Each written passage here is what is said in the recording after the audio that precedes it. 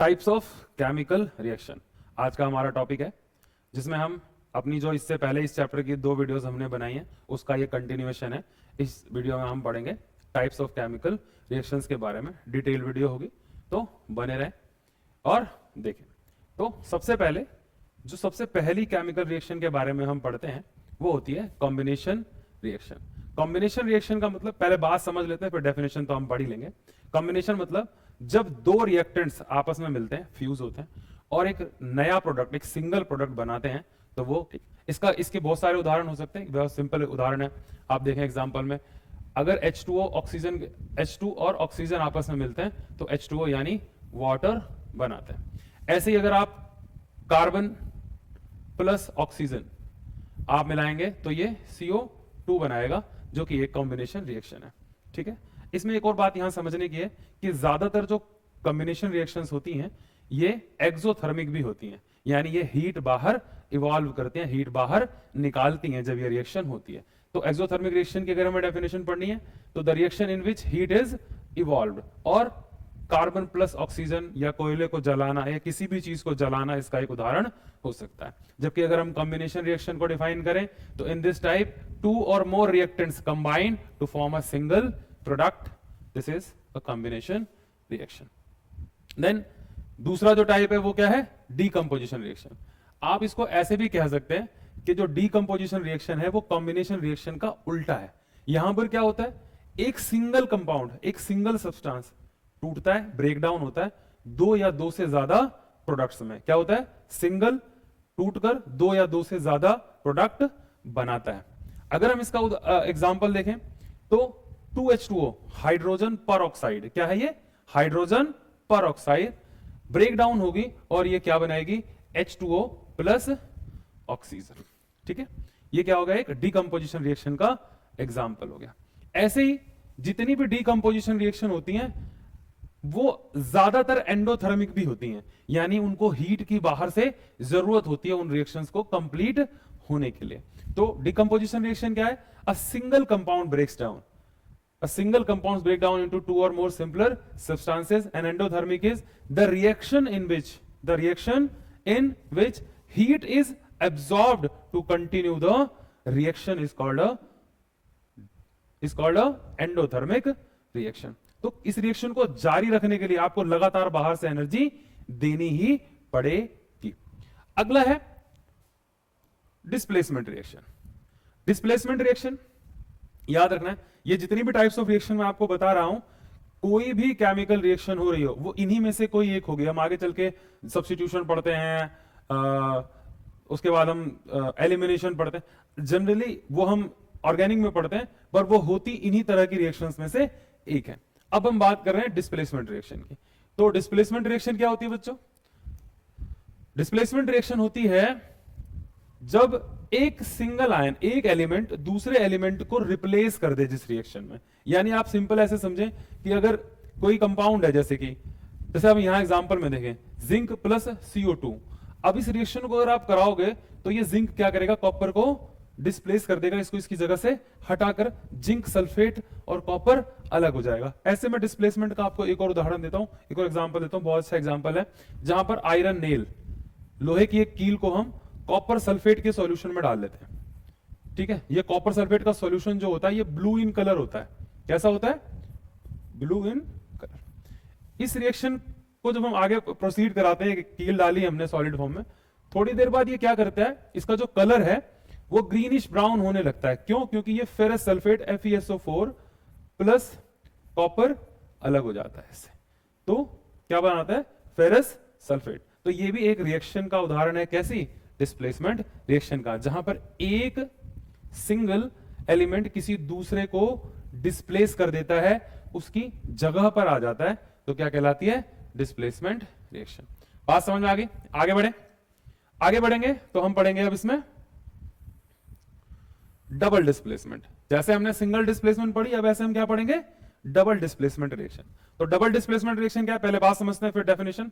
ठीक, कि हमने डिस्प्लेसमेंट में क्या देखा कि एक सिंगल एलिमेंट दूसरे को डिस्प्लेस कर रहा था। यहां पर डबल डिस्प्लेसमेंट क्या होगा? 2 आयंस एक दूसरे को डिस्प्लेस करेंगे, यानी म्यूचुअली एक दूसरे को क्या करेंगे, डिस्प्लेस करेंगे, तो वहां पर हम क्या करेंगे, कहेंगे कि ये डबल डिस्प्लेसमेंट हुआ। टू कंपाउंड्स एक्सचेंज आयंस, क्या करते हैं, दो कंपाउंड्स आयंस को एक्सचेंज करते हैं और नए कंपाउंड्स बनाते हैं, वहां हम डबल डिस्प्लेसमेंट कहते हैं। एग्जांपल Na2SO4 सोडियम सल्फेट और BaCl2 बेरियम क्लोराइड, ये दोनों रिएक्ट करेंगे, होगा क्या, ये सोडियम तो आ जाएगा क्लोरीन की जगह और ये बेरियम क्या चला जाएगा, सोडियम की जगह, तो डबल डिस्प्लेसमेंट हुआ कि नहीं हुआ, दोनों ने एक दूसरे को आयन एक्सचेंज किए नहीं किए, तो ये क्या बने, बेरियम सल्फेट और सोडियम क्लोराइड। ये भी देखना कि रिएक्शन बैलेंस है कि नहीं है, नहीं बैलेंस हो तो बैलेंस करना, वैसे ये बैलेंस है, ठीक है। अगली जो रिएक्शन है वो है, अगली रिएक्शन है रेडॉक्स रिएक्शन, इसको क्या बोलते हैं, यहां पर हम एक चीज समझेंगे, अगर हम बात करें रेडॉक्स रिएक्शंस की, इससे पहले ऑक्सीडेशन और रिडक्शन समझना जरूरी है, ठीक है। तो मैं आपको ऑक्सीडेशन और रिडक्शन बताता हूं, ये मैंने पीपीटी में इसलिए लिखा था कि मैं खुद लिखकर आपको समझाना चाहता ताकि आपको ये कभी भूले नहीं, क्योंकि ये एग्जाम के दृष्टिकोण से, एग्जाम के पॉइंट ऑफ व्यू से तो इंपॉर्टेंट है ही है, समझने के लिए भी बहुत ज्यादा जरूरी है, ठीक है। तो सबसे पहले हम बात करते हैं ऑक्सीडेशन की।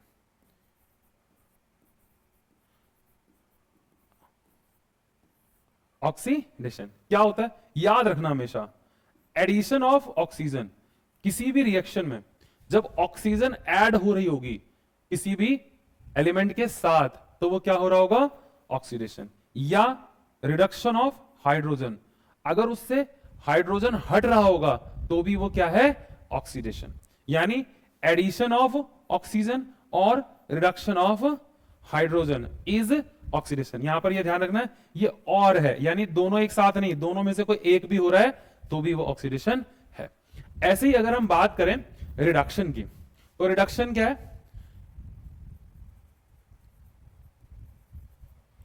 रिडक्शन क्या है, रिडक्शन है कि जब उसी का उल्टा हो रहा हो, यानी ऑक्सीजन घट रही हो, क्या हो रही हो, ऑक्सीजन घट रही हो, या हाइड्रोजन बढ़ रही हो, जुड़ रही हो, तो वो क्या कहलाएगी, रिडक्शन, क्या कहलाएगी, रिडक्शन। और यहां एक बात और समझेंगे, ऑक्सीडेशन ऑक्सीजन का जुड़ना या हाइड्रोजन का हटना, ऐसे रिडक्शन ऑक्सीजन का घटना या हाइड्रोजन का बढ़ना।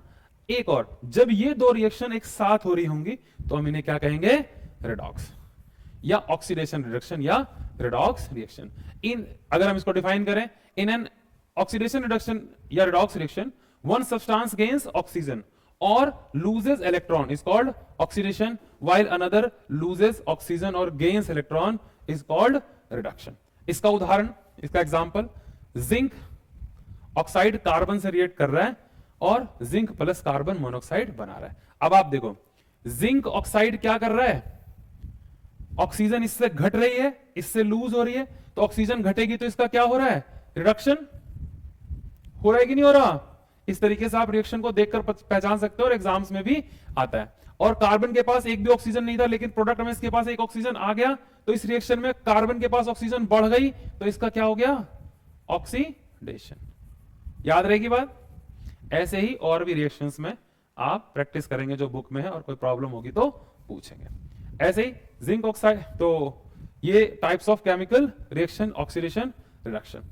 अब इसी चैप्टर में दो और तरह की केमिकल रिएक्शंस हैं जिनके बारे में हमें पढ़ना है, और जो एग्जाम के पॉइंट ऑफ व्यू से बहुत इंपॉर्टेंट है।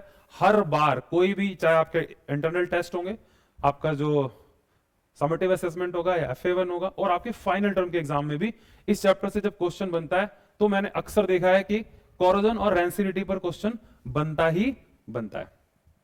तो कोरोजन क्या है सबसे पहले, और एक चीज और समझने की है बच्चों यहां पे, कि कोरोजन सिर्फ एक केमिकल रिएक्शन नहीं है, बल्कि ये अभी भी वर्तमान में भी और पिछले कई 100 वर्षों से आज भी ये इंजीनियरिंग के लिए और इंफ्रास्ट्रक्चर के लिए एक बहुत बड़ी समस्या है। क्यों, मैं आपको बताता हूं। कोरोजन पहले है क्या, वो समझते हैं। कोई भी मेटल जब बाहर हवा में नमी की उपस्थिति में या एसिड की प्रेजेंस में उस पे ऑक्साइड की एक परत चढ़ जाए, ठीक, या क्या हो जाए, उसका ऑक्सीडेशन हो जाए, तो ये जो प्रोसेस है ये क्या कहलाती है, कोरोजन। इससे वो मेटल वीक हो जाती है, वो अपनी प्रॉपर्टीज को लूज कर देती है। अब आप समझो इसके बहुत सारे नेगेटिव इंपैक्ट्स हैं। जैसे हमने मेटल्स डाले किसमें, ब्रिज में, अब ब्रिज में वो बाहर है बहुत समय तक, वो कोरोड हो जाएगी तो ब्रिज हमारा कमजोर हो जाएगा। ऐसे ही जहां भी हमने मेटल्स लगाई हैं, बहुत समय तक एयर या मॉइस्चर के एक्सपोजर में रहकर वो वीक पड़ जाती है, कोरोड हो जाती है, कोरोजन उसका हो जाता है, और ये हमारे लिए एक बहुत ही बड़ा चैलेंज है। तो corrosion is a gradual destruction by oxidation of metals due to reaction with substance like moisture और एसिड। इसका उदाहरण है रस्टिंग ऑफ आयरन, लोहे में जंग लगना, या काला पड़ जाना किसका, चांदी का, या हरा हो जाना कॉपर का। ये बहुत ही कॉमन एग्जांपल है कोरोजन के। यहां पर मैं आपको एक और चीज बता दूं, वैसे तो इस चैप्टर के अलावा एक और चैप्टर आपकी बुक में जहां पर कोरोजन डिस्कस है, जहां पर हम कोरोजन से कैसे बचना है वो सब पढ़ेंगे, पर मैं फिर भी आपको यहां पर एक छोटा सा ब्रीफ में बता देता हूं कि कोरोजन से बचने के लिए हम लोग पेंट और वार्निशेस यूज करते हैं, या एक इंफीरियर मेटल के ऑक्साइड को क्या करते हैं, मेटल पर लगा देते हैं, ताकि उसको हम अपनी जो हमारी मेन मेटल है उसको हम बचा सकें। आज से कई साल पहले कि जो हमारे भारत में जो हमारे वैज्ञानिक थे, उनके पास पता नहीं ऐसी कई टेक्नोलॉजीज थी जो शायद अभी खोजी जानी बाकी है, क्योंकि दिल्ली में ये 8 फुट के आसपास का एक खंबा है जो किस मेटल से उन्होंने बनाया, आज तक उसमें कोरोजन नहीं हुआ है, और ये अभी भी रिसर्चर्स के लिए रिसर्च का विषय है। ऐसे ही अगला जो टॉपिक है वो हमारा है रेंसिडिटी। अब रेंसिडिटी क्या होता है, जब भी फैट या ऑयल वाले फूड मटेरियल्स बाहर हवा में बहुत समय तक एक्सपोजर में रहते हैं, तो वो भी ऑक्सीडाइज हो जाते हैं, उन पर भी उनका भी ऑक्सीडेशन हो जाता है, जिससे उनकी स्मेल और स्वाद यानी टेस्ट और स्मेल दोनों ही बदल जाते हैं और वो अच्छे नहीं रहते हैं। इस प्रोसेस को रेंसिडिटी कहा जाता है। So rancidity happens when fats and oils oxidize in presence of air, changing their taste and smell. To prevent it, इसको बचाने के लिए हम क्या करते हैं, उसमें एंटीऑक्सीडेंट्स डालते हैं, ताकि फूड हमारा काफी समय तक फ्रेश बना रहे, या उसे एयर टाइट कंटेनर में बंद किया जाता है। जैसे एक उदाहरण है, बोलते हैं ना ये चिप्स वाले गैस भर के दे देते हैं, ठीक है, लूट रहे हैं, पर सच्चाई है कि जो भी कंपनियां जो चिप्स बेच रही हैं या वेफर्स और नमकीन बेच रही हैं, वो क्या करती हैं, उस पैकेट के अंदर नाइट्रोजन गैस को भरती हैं, जो कि एक इनर्ट गैस है, बिल्कुल भी रिएक्ट नहीं करती है, जिससे वो जो फूड है उसके अंदर फ्रेश बना रहता है। सो ये था टाइप्स ऑफ रिएक्शन जो क्लास 10th के हिसाब से है। आप लोगों ने वीडियो देखा, उम्मीद है आप लोगों ने सीखा होगा, इससे आप लोग नोट्स बना लेंगे, हमारे चैनल को आप सपोर्ट करेंगे, सब्सक्राइब करेंगे और बेल आइकन दबा लेंगे, लाइक भी करेंगे। जो भी अगर आपको कुछ भी पूछना है तो वो कमेंट्स में पूछेंगे, हम उसका आंसर करेंगे। अगली वीडियो आपको मैं अगले चैप्टर के साथ मिलूंगा। Thank you.